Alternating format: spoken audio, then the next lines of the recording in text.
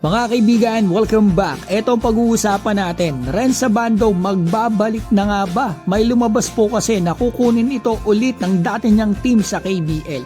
At Carl Tamayo, sinabi ang dahilan kung bakit hindi dapat magpunta ng KBL ang kanyang kaibigan na si Kai Sotto. Simulan po natin kay Renz Abando. Isa sa pinaka-inaabangan ng marami ang pagbabalik nito mula nang umalis ito sa kanyang team sa KBL. Isang taon na po ata mga kaibigan siyang pahinga at iba nababalita pa ito dito sa atin. Ang init ng topic, mag-EMPBL daw ito pero hindi naman nangyari. So ngayon, nag-post po sa Twitter ang isang Korean vlogger na madami ring followers mga kaibigan. Ito po yung post niya. The JKJ Red Booster Club is considering not renewing their contract with Javi Gomez but rehiring the Renz Abando. Ang punto po niya mga kaibigan, hindi na daw po i-renew ng anyang si Javi at kukunin ulit si Renz Abando. Ito ay unofficial at rumors pa lang kumbaga mga kaibigan, pero matagal na po ako nakapalo dyan. Para sa akin, legit naman yung mga pinopost niyang si Baek.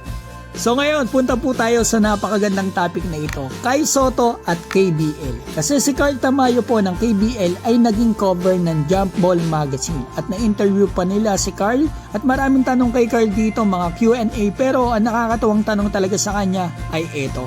Tagalogin ko mga kaibigan na, madami daw pong Pinoy players na naglalaro overseas gaya ni Kai Sotto, Dwight at Matthew Wright. Sino daw po ang tingin niya na magpe-perform pag naglaro dito sa Korea? Ang sagot po ni Carl, Sotto shouldn't come. He's too tall, so he's a fraud. Sabay tawa ni Carl Tamayo. Yan ang paberong sagot niya mga kaibigan. Parang ang punto po ni Carl, hindi daw po dapat magpunta si Kai dito sa Korea dahil sobrang tangka daw po ni Kai, kaya unfair. Yan ang pagkakaunawa ko. Para sa akin, kung si Kai pupunta dyan sa KBL, sigurado magkalaban po sila ni Tamayo kasi isang Asian import lang po per team. At sigurado mas magiging dominating po si Kai. Although parehas ng level yung mga imports ng KBL at B-League, yung rules po kasi sa KBL, 2 world imports per team pero hindi pwede magsabay sa loob. Eh sa Japan, 3 world imports per team plus may isa pang naturalized, bali 4 yon. So talagang mga kaibigan, mahirap talaga yan. Lalo 3 yung pwede magsabay-sabay sa loob. 2 world import at isang naturalized o Asian import. Kaya mas mahirap ang kalaban ni Kai sa Japan kaysa sa KBL kung maglalaro siya dyan.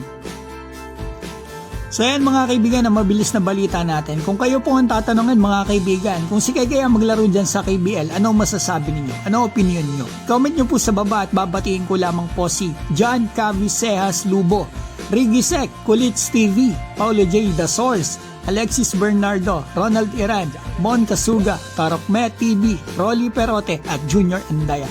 Mga kaibigan, maraming salamat po.